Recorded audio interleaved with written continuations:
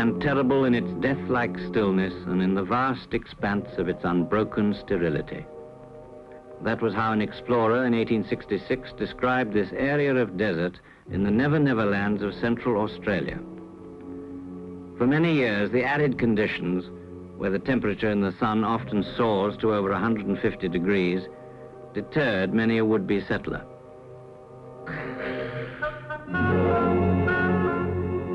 But in 1939, Elliot Price, grandson of a London policeman, came to this region with his family to take over the ex-camel breeding station called Muloorina.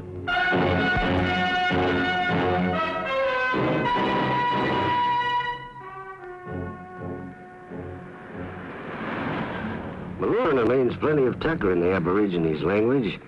But when we first got here, we found that the camels, which had been used for carting equipment for sinking water holes on the Birdsville track, had eaten the country right out, leaving the place in very poor heart. Water was our #1 problem before we could bring in sheep. But being an ex-boer and contractor myself, I knew how and where to drill for water. Our water comes up hot enough to boil an egg, but it's too salty for crop irrigation, although the stock drink it all right. Then we had to dig a hell of a long channel from the borehole to get the water to the dried-up river Frome and make it flow again through 18 miles of our 1,000 square miles of property. That'd give us a frontage for watering the stock in either direction, but stock can't live on salt water alone. As far as feed for the sheep and cattle is concerned, we're entirely dependent on the summer and winter rains. We had 7 dry seasons to start off with. Then, like the Bible, 7 good years from 1950 onwards. And with the money we made, we built the homestead up to what it is today. We have 6 large homes on the station. The big house is for me and the wife.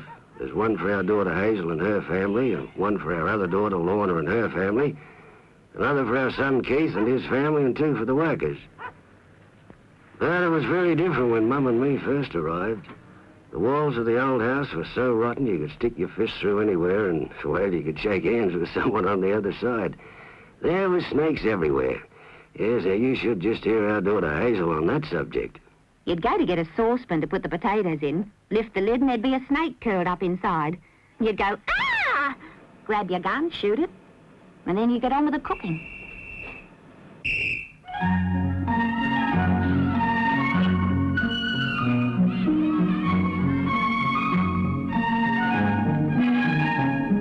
I have so many grandchildren now, and what with the workers' children as well, I decided to build our own schoolhouse at Muloorina. There's 8 of the children go to school. The teacher comes from Adelaide. We've had about 4 in the last 3 years. They all like it for 12 months or so. And after that, the loneliness of the outback seems to get them down. I'm managing director of Muloorina Limited and run the thing as a whole. Keith, my son, is responsible for all the mechanical side, looking after the vehicles and water pumps and lighting plants. My son-in-law, Blue Hughes, looks after the office work, building and welding.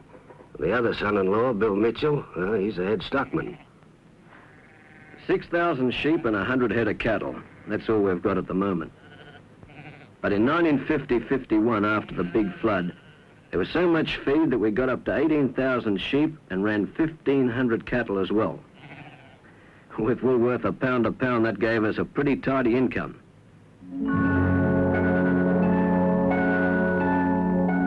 Drought. 7 years of it we've had now. Haven't had a decent summer rain since 1956. The dust storms keep wiping out what little feed does come up and burying the pens and troughs. And by the beginning of 1963, things were in such a bad way with more and more overdraft and the sheep dying off left, right, and center, that all the stock, apart from the breeding ewes and a few cattle, had to be sold off. Then, just when our spirits were at their lowest, suddenly out of the blue, we got this telegram asking, would Lake Eyre, well, that's on the edge of our property and 35 miles from Muloorina, be suitable to race on for a speed attempt? Then it went on to say that BP were looking for a suitable salt lake on which Donald Campbell could race his Bluebird car.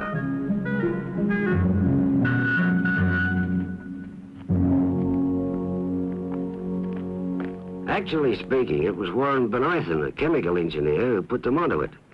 Ever since 1950, he'd made a special study of the lake, and he told us it was first discovered in 1840, and that millions of years ago, it used to be a great inland sea, which gradually dried out, leaving over 3,000 square miles of dry salt.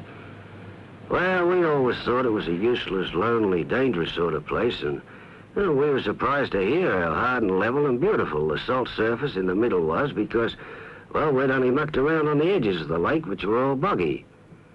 So to get the Bluebird onto the dry salt, the first thing they had to do was to build a causeway.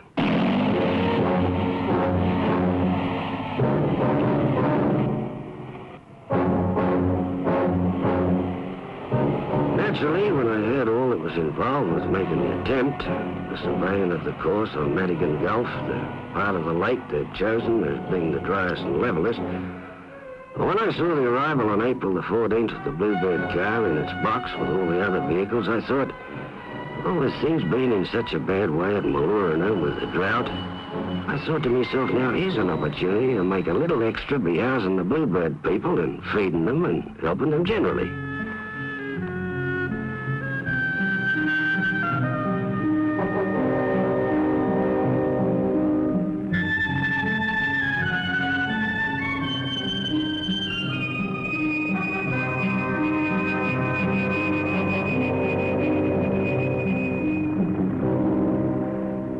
We treat everybody alike when they come to Muloorina.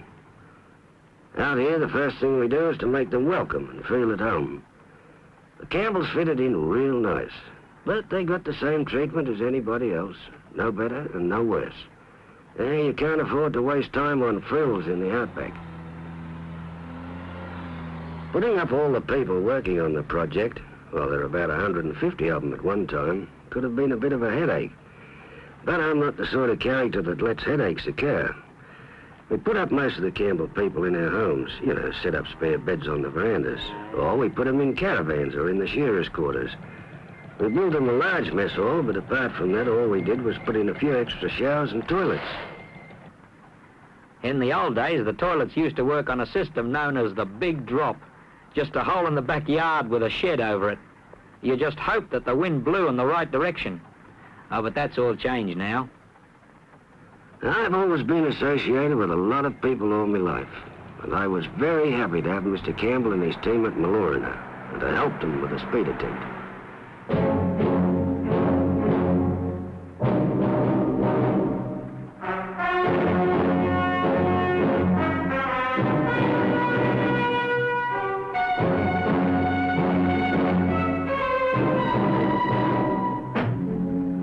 In spite of all the gear and equipment they brought with them, Mr. Campbell asked me if we had anything that would haul Bluebird out to the lake.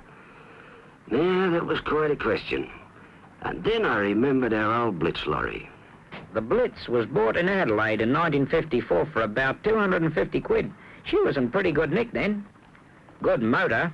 Brakes are a bit crook, though.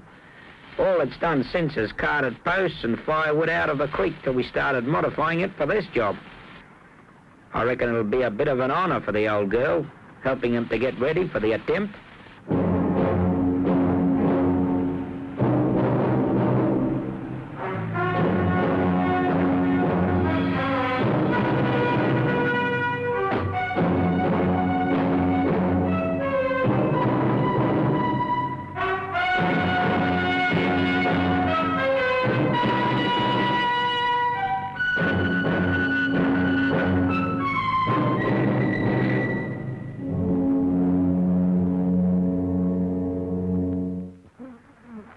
At times, such as when the Bluebird team technicians arrived out from England, our airstrip seemed as busy as Adelaide Airport.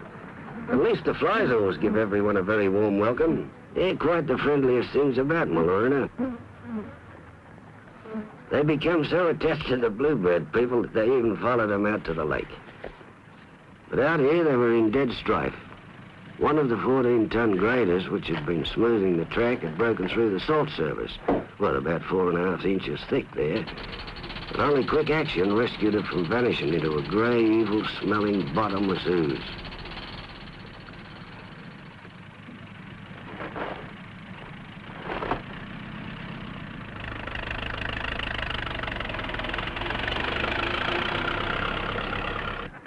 On April the 24th, the Blitz was ready to take Bluebird out to the lake. We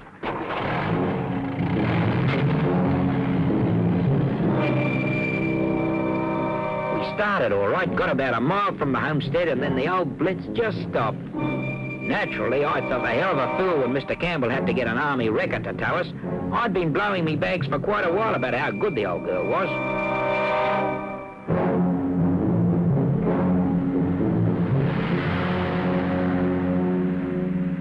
On account of the breakdown, it was dusk when the Blitz arrived at the lake. Now, I don't know if you've ever tried back in a semi-trailer, but believe me, there were so many so-called experts who wanted to have a go at the blinking thing, and it didn't matter who tried it, they were all as bad as each other. Yeah, it took us about an hour and a half to get it backed in and the Bluebird unloaded.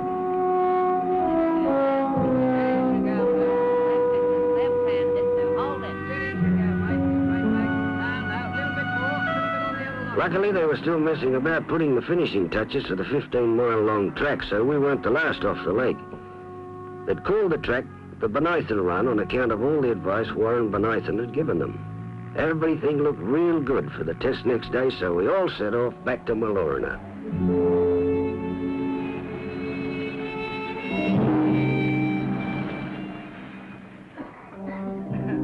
Every day after work, the Bluebird team would get together for a drink. In this hot country, every man's entitled to have a drink before his evening meal. And you know, it was a wonderful opportunity to get to know the boys. That evening, we were all very excited about Bluebird going to make a first trial run the next morning.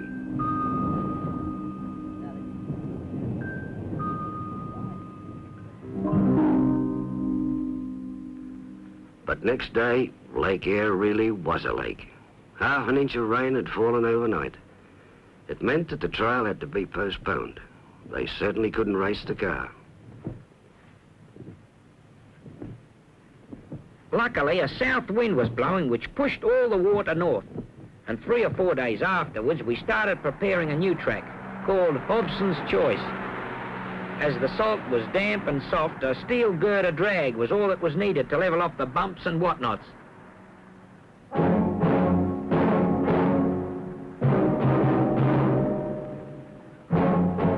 Well, by 1st of May, everything was ready again for Mr. Campbell and his Bluebird. The pressmen and all the people from Muloorina were there to watch as Bluebird was got ready for its first trial run in Australia.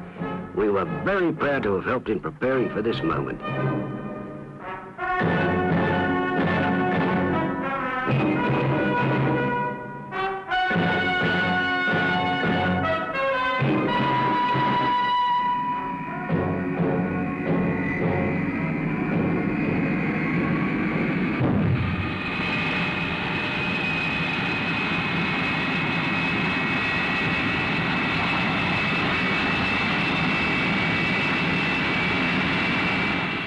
Actually, the Bluebird started up very sweet and everything ran very nice. Even though there was a hell of a mirage that day, it looked to me as if there was no trouble at all as she accelerated away.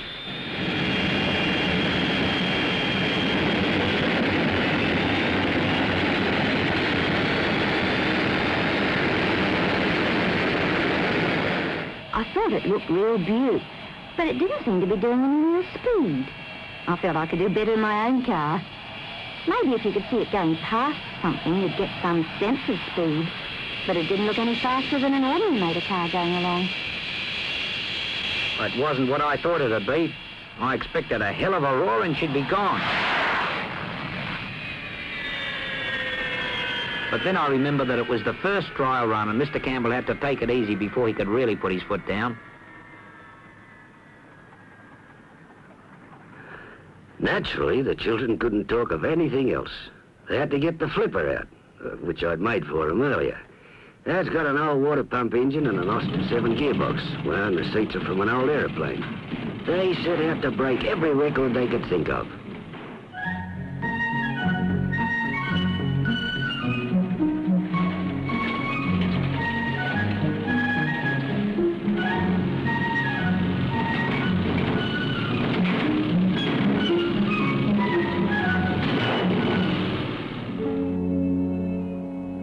Well, luck certainly seemed to be against the Bluebird people, for it rained again after only 2 more runs. The funny thing was that at Muloorina, There wasn't even enough rain to lay the dust. At this stage, we learned of a far greater threat to the attempt. Floods from the Cooper and Diamantina rivers were sweeping down from Queensland. They were expected to totally flood the lake in under a month's time. Anyhow, this little rain only hung them up a few days, and then they were off again.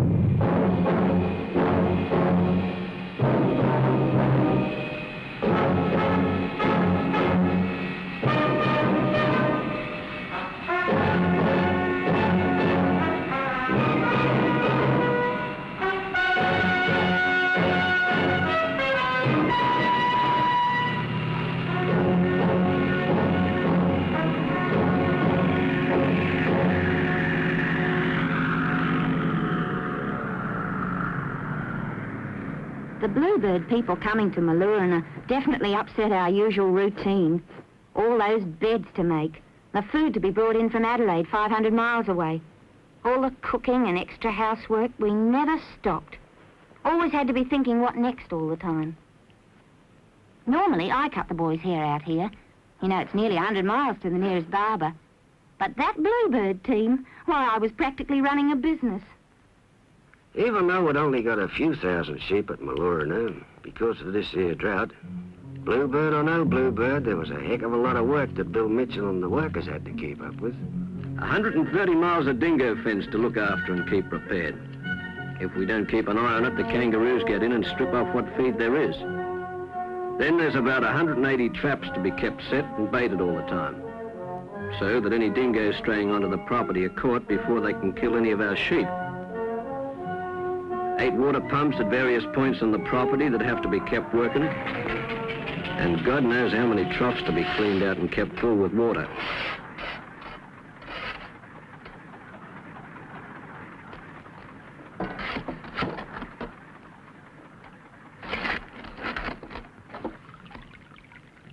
There's also about 40 miles of pipe main leading from the bores, which have to be inspected once a week and checked for leaks. But in the end, there was a hell of a panic to get the track ready for the record attempt. So I had to go out on the measured mile to help the surveyor chap from Adelaide, taking sights, marking up and so forth.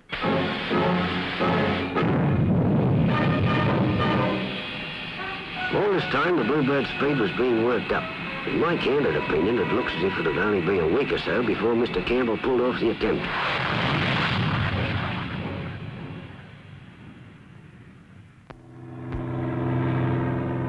Every day after the runs, they'd fly up north in an Australian Air Force plane to check the top end of the lake, 90 miles away, where the rivers, carrying the floods from Queensland, flow in.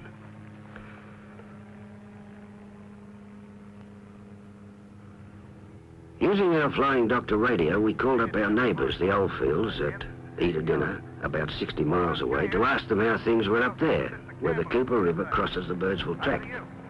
Everything's going pretty good, Jim. Very good. Mr. Campbell is very anxious to know about the flow of the river down there and how long it's likely to be before it reaches Eyre, and also the Birdsville track. And back to you, Jim. It should hit the Birdsville track in about 4 weeks. I'll give you more details when we come over to see the Lorraine Desmond show. Hey, Alex. We were very thrilled when we heard that Mrs. Campbell had arranged for her friend Lorraine Desmond to come up to Muloorina. We thought she was a wonderful entertainer. It was a marvellous little act she put on. It helped lift our spirits a lot, and together with the good news about the floods being delayed, boosted our morale no end. The next day, after having reached a higher speed so far, 240 miles an hour, made in spite of high winds and wet track, the Bluebird team were feeling very excited. Then, that afternoon, a hell of a storm struck the lake. A storm like I'd never seen before in winter months.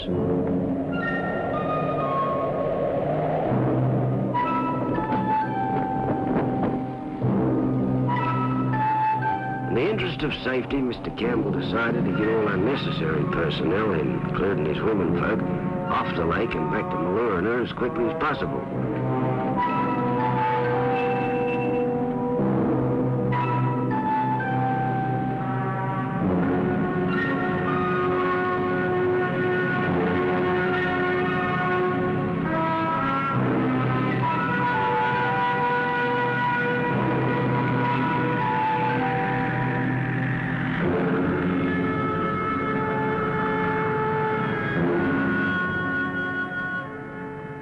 That fleecy-looking sky could mean rain.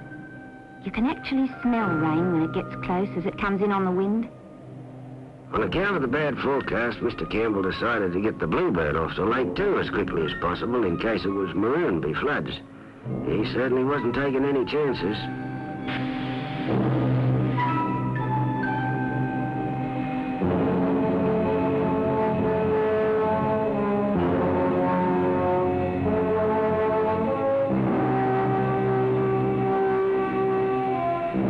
Well, I thought Mr. Campbell was crazy at the time not using the blitz. I reckon that Bluebird's narrow wheels would be sure to go through on the thin salt leading to the causeway. But he knew more than I did, it seems.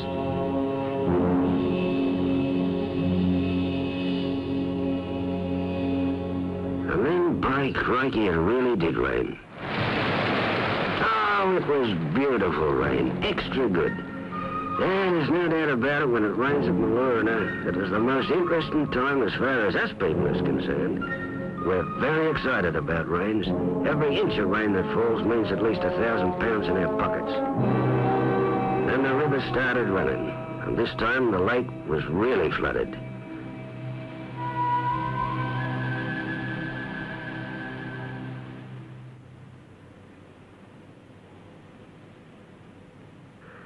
Later that day, Mr. Campbell called us all together and told us the sad news that the attempt had been called off. It was all very disappointing. We felt terrible. Then he ended by saying, "This is not the end of a story, but rather the end of a chapter. We shall be back." And then his people started to pack up. This last rain is how you get the makings of good feed. The first two falls of rain that held up the attempt temporarily didn't do much good for us. It was his last beautiful follow-on rain, the one that washed the attempt out. That's the one that did all the good. That gives us our good solid sheep and cattle feed. After 7 years of drought, rain like that turns earth as hard as concrete into a carpet of flowers and lush herbage almost overnight. After the rains, the roos come in great mobs to get at the feed. Sometimes you see them in hundreds. 6 years ago, we shot 7,000 in 12 months. It's the same with all the other animals. If you don't see any at all during the drought, then all of a sudden, at the first sign of feed, they're all over the damn place.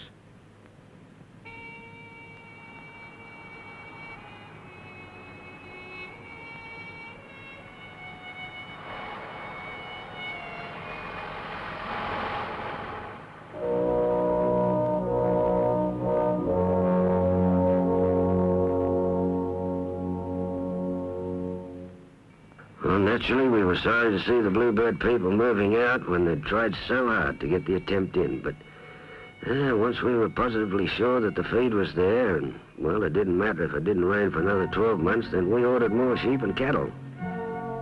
1,500 ewes and 75 rams. That's what we bought. These, plus our increase in lambs from our original stock, should bring us up to 10 or 11,000 head by this time next year. You know, the sheep were dying in droves when Campbell first came here in April. But look at them now, will you? We've got some of the fattest I've ever seen. As a matter of fact, they're too fat to waddle. They're too fat to be good for themselves. Yeah, that's how good the feed is.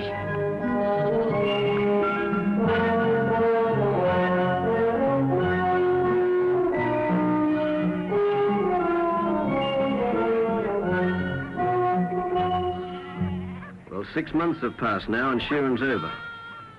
We've had a very good clip, good wool, got a very good price for it.